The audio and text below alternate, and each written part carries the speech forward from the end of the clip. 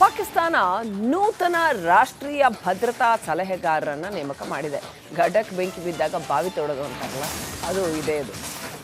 ರಾಷ್ಟ್ರೀಯ ಭದ್ರತಾ ಸಲಹೆಗಾರ, ನೂತನ ರಾಷ್ಟ್ರೀಯ ಭದ್ರತಾ ಸಲಹೆಗಾರನನ್ನು ಪಾಕಿಸ್ತಾನದ ISI ನೂತನ ಮುಖ್ಯಸ್ಥ ಮೊಹಮ್ಮದ್ ಆಸಿಮ್ ಮಲಿಕ್ ಅವರನ್ನು ನೇಮಕ ಮಾಡಿಕೊಂಡಿದೆ.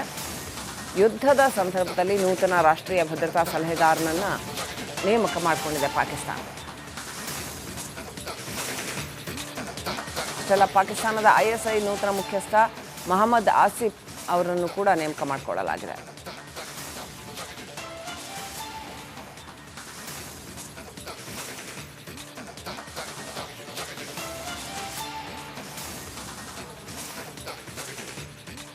ಇನ್ನು ಇದೇ ಸಂದರ್ಭದಲ್ಲಿ ನಮ್ಮ ವಿದೇಶಾಂಗ ಸಚಿವ S ಜಯಶಂಕರ್ ಜೊತೆ ಅಮೆರಿಕ ಕಾರ್ಯದರ್ಶಿ ಮಾತುಕತೆ ನಡೆಸಿದ್ದಾರೆ. ವಿದೇಶಾಂಗ ಸಚಿವರೊಂದಿಗೆ ಮಾರ್ಕೋ ರೂಬಿಯೋ ಚರ್ಚೆ ನಡೆಸಿದ್ದಾರೆ. ಭಯೋತ್ಪಾದನೆ ವಿರುದ್ಧ ಭಾರತದ ಸಹಕಾರಕ್ಕೆ ಸಿದ್ಧ, ದಾಳಿಯಲ್ಲಿ ಮೃತಪಟ್ಟವರಿಗೆ ದುಃಖ ವ್ಯಕ್ತಪಡಿಸ್ತೀವಿ ಅಂತ ರೂಬಿಯೋ ಅವರು ಹೇಳಿದರು. ರೂಬಿಯೋ ದಕ್ಷಿಣ ಏಷ್ಯಾದಲ್ಲಿ ಉದ್ವಿಗ್ನತೆ ಕಡಿಮೆ ಮಾಡೋದಕ್ಕೆ ಸೂಚನೆ ಕೊಟ್ಟಿದ್ದಾರೆ. ಸಿಕ್ಕಾಪಟ್ಟೆ ಡಿಪ್ಲೊಮೆಸಿ ಮೀಟಿಂಗ್ಗಳು ಇರುತ್ತೆ. ಇದೀಗ ಜಯಶಂಕರ್ ಜೊತೆ ಅಮೆರಿಕ ಕಾರ್ಯದರ್ಶಿ ಮಾತನಾಡಿದ್ದಾರೆ. ಅಮೆರಿಕದ ವಿದೇಶಾಂಗ ಕಾರ್ಯದರ್ಶಿ ನಮ್ಮ ವಿದೇಶಾಂಗ ಸಚಿವರ ಜೊತೆ ಮಾತನಾಡಿದ್ದಾರೆ ಮತ್ತು ಭಯೋತ್ಪಾದನೆಯ ವಿರುದ್ಧದ ಈ ಯುದ್ಧಕ್ಕೆ ತಮ್ಮ ಸಹಕಾರವನ್ನು ಎಕ್ಸ್ಪ್ರೆಸ್ ಮಾಡಿದ್ದಾರೆ.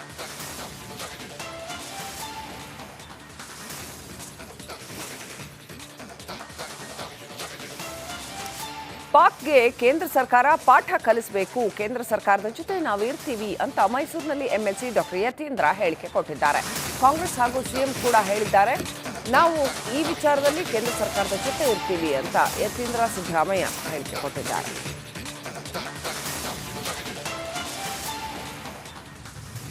ನಾವು ಯಾವ ರೀತಿ ಪಾಕಿಸ್ತಾನಕ್ಕೆ ಕೊಡಬೇಕು, ಅದಕ್ಕೆ ಎಲ್ಲ ಥರ ಇನ್ಫಾರ್ಮೇಷನ್ ಗೊತ್ತಿರಬೇಕು. ಆ ಇನ್ಫಾರ್ಮೇಷನ್ ಕೇಂದ್ರ ಸರ್ಕಾರಕ್ಕೆ ಗೊತ್ತಿರುತ್ತೆ. War should be the last option. ಆದರೆ ಕೇಂದ್ರ ಸರ್ಕಾರ ಏನಾದರೂ ಪಾಕಿಸ್ತಾನಕ್ಕೆ ಸರಿಯಾದ ಪ್ರತಿಕ್ರಿಯೆ ಯುದ್ಧದ ಮೂಲಕನೇ ಅಂತ ತೀರ್ಮಾನ ಮಾಡಿದ್ರೆ ಖಂಡಿತ ನಾವೆಲ್ಲರೂ ಕೂಡ ಕೇಂದ್ರ ಸರ್ಕಾರದ ಪರವಾಗಿರ್ತೀವಿ. ಅದು ಎಲ್ಲ ಪಕ್ಷಗಳು ಹೇಳಿದರೆ, ಕಾಂಗ್ರೆಸ್ ಪಕ್ಷನೂ ಕೂಡ ಹೇಳಿದೆ, ಸಿದ್ದರಾಮಯ್ಯ ಅವರು ಕೂಡ ಸ್ಪಷ್ಟನೆ ಕೊಟ್ಟಿದ್ದಾರೆ. ಅವರು ಜನರಲ್ ಆಗಿ ಹೇಳಿದ್ದಾರೆ ಯುದ್ಧದ ವಿರುದ್ಧವಾಗಿ ಅವರು, ಯಾಕೆಂತಂದರೆ ಅವ್ರಿಗೇನು ಮಾಹಿತಿ ಗೊತ್ತಿರೋದಿಲ್ಲ, ಅವ್ರು ತೀರ್ಮಾನ ತೆಗೆದುವಂಥ ಸ್ಥಾನದಲ್ಲಿಲ್ಲ. ಹಾಗಾಗಿ ಜನರಲ್ ಆಗಿ ಅವರು ಅವರ ಅನಿಸಿಕೆಯನ್ನು ಹೇಳಿದ್ದಾರೆ ಹೊರತು ಸ್ಪೆಸಿಫಿಕ್. ಪಹಲ್ಗಾಮ್ ನರಮೇಧಕ್ಕೆ ಸೇಡು ತೀರಿಸಿಕೊಳ್ಳುವುದಕ್ಕೆ ಭಾರತ ಸಜ್ಜಾಗಿದೆ. ಗುರಿ ನಿಚ್ಚಳವಾಗಿದ್ದು ಸಮಯ ನೋಡಿ ಹೊಡೆಯೋದಕ್ಕೆ ಮೋದಿ ಸೇನೆ ತಯಾರಿ ನಡೆಸಿದೆ. ಹಾಗಿದ್ರೆ ಮೊದಲು ಎಲ್ಲಿ ಹೇಗೆ ಅಟ್ಯಾಕ್ ಮಾಡಬಹುದು, ಏನೆಲ್ಲ ಡೀಟೇಲ್ಸ್ ಇದೆ ಈ ರಿಪೋರ್ಟ್ ನೋಡಿ.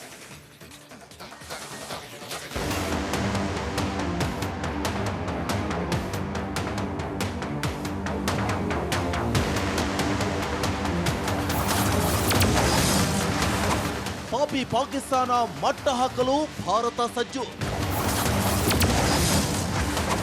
ಮೊದಲ ಆಪರೇಷನ್ ಫಿಕ್ಸ್, ಅಟ್ಯಾಕ್ ಎಲ್ಲಿ?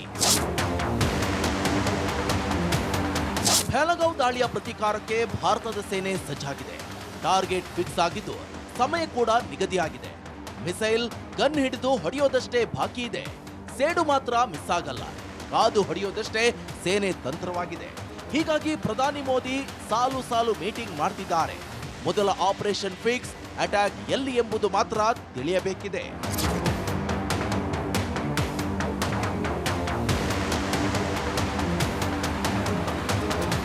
ಈ ದಾಳಿ ಬೆನ್ನಲ್ಲೇ ಭಾರತದ ಮಿಲಿಟರಿ ಯಾವುದೇ ಕ್ಷಣದಲ್ಲಾದರೂ ಪಾಕ್ ಮೇಲೆ ದಾಳಿ ಮಾಡುವ ಸಾಧ್ಯತೆ ಇದೆ.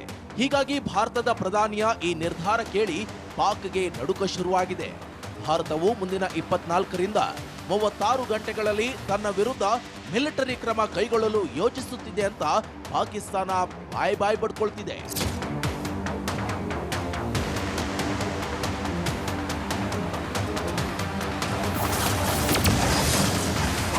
ಪ್ರತೀಕಾರಕ್ಕೆ ಭಾರತ ಮುಂದಿರುವ ಆಯ್ಕೆ ಕೋಲ್ಡ್ ಸ್ಪಾಟ್. ಸೀಮಿತ ಮಟ್ಟದಲ್ಲಿ ದಾಳಿಗೆ ಪ್ಲಾನ್ ಮಾಡಿಕೊಂಡಿದೆ. ಪಾಕಿಸ್ತಾನದ ಮೇಲೆ ಪೂರ್ಣ ಪ್ರಮಾಣದ ಯುದ್ಧ ಇಲ್ಲವಾದರೂ POK ಗುರಿಯಾಗಿಸಿಕೊಂಡು ಭಾರತ ಪ್ರಹಾರ ಶುರು ಮಾಡಬಹುದು. ಮೊದಲು ಟೆರರ್ ಲಾಂಚ್ ಪ್ಯಾಡ್ ಧ್ವಂಸಕ್ಕೆ ಪ್ಲಾನ್ ಮಾಡಿಕೊಂಡಿದೆ. ನಂತರ POKಯನ್ನ ವಶಕ್ಕೆ ಪಡೆಯಬಹುದು. ನಿಯಂತ್ರಣ ರೇಖೆಯಲ್ಲಿ ದಾಳಿ ಮಾಡಿ LOC ವಿಸ್ತರಣೆ ಮಾಡುವುದು, ಅಂತಾರಾಷ್ಟ್ರೀಯ ಗಡಿಯಲ್ಲಿ ದಾಳಿ ಮಾಡಿ ಅದನ್ನ ವಿಸ್ತರಣೆ ಮಾಡುವುದು. ನೆಲ, ಜಲ, ಆಕಾಶ 3 ಮಾರ್ಗದಲ್ಲಿ ಏಕಕಾಲಕ್ಕೆ ದಾಳಿ ಮಾಡಿ ಪಾಕಿಸ್ತಾನಕ್ಕೆ ನೌಕಾ ದಿಗ್ಬಂಧನ, ಕರಾಚಿ ಮೇಲೆ ನೌಕಾಪಡೆ ದಾಳಿ ಮಾಡುತ್ತೆ. ಪಾಕ್ ಒಳಭಾಗಕ್ಕೆ ವಾಯುದಾಳಿ, ರಾವಲ್ಪಿಂಡಿ, ಇಸ್ಲಾಮಾಬಾದ್ ಇತ್ಯಾದಿಗಳಲ್ಲಿ ದಾಳಿ ನಡೆಸಲಾಗುತ್ತೆ. ಪ್ರತೀಕಾರ ಮಿಸ್ ಆಗಲ್ಲ, ಕಾದು ಹೊಡೆಯುವುದಷ್ಟೇ ಸೇನೆ ತಂತ್ರ. That's my mission.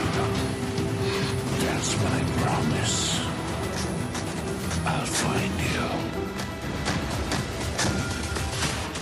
ಇಲ್ಲಿಯವರೆಗೆ 46 ಉಗ್ರರ ನೆಲೆಗಳನ್ನ ಭಾರತೀಯ ಸೇನೆ ಗುರುತಿಸಿದೆ.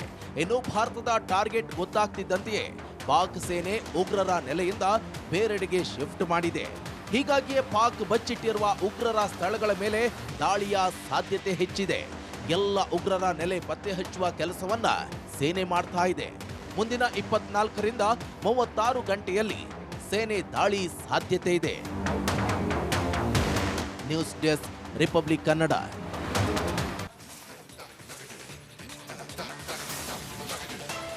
ಪಾಕಿಸ್ತಾನ ನೂತನ ರಾಷ್ಟ್ರೀಯ ಭದ್ರತಾ ಸಲಹೆಗಾರರನ್ನ ನೇಮಕ ಮಾಡಿದೆ. ಗಡಕ್ ಬೆಂಕಿ ಬಿದ್ದಾಗ ಬಾವಿ ತೋಡೋದು ಅಂತಾರಲ್ಲ, ಅದು ಇದೇ ಇದು. ರಾಷ್ಟ್ರೀಯ ಭದ್ರತಾ ಸಲಹೆಗಾರ, ನೂತನ ರಾಷ್ಟ್ರೀಯ ಭದ್ರತಾ ಸಲಹೆಗಾರನನ್ನು ಪಾಕಿಸ್ತಾನದ ISI ನೂತನ ಮುಖ್ಯಸ್ಥ ಮೊಹಮ್ಮದ್ ಆಸಿಮ್ ಮಲಿಕ್ ಅವರನ್ನು ನೇಮಕ ಮಾಡಿಕೊಂಡಿದೆ. ಯುದ್ಧದ ಸಂದರ್ಭದಲ್ಲಿ ನೂತನ ರಾಷ್ಟ್ರೀಯ ಭದ್ರತಾ ಸಲಹೆಗಾರನನ್ನು ನೇಮಕ ಮಾಡಿಕೊಂಡಿದೆ ಪಾಕಿಸ್ತಾನ. ಇಷ್ಟೆಲ್ಲ ಪಾಕಿಸ್ತಾನದ ISI ನೂತನ ಮುಖ್ಯಸ್ಥ ಮೊಹಮ್ಮದ್ ಆಸಿಫ್ ಅವರನ್ನು ಕೂಡ ನೇಮಕ ಮಾಡಿಕೊಳ್ಳಲಾಗಿದೆ.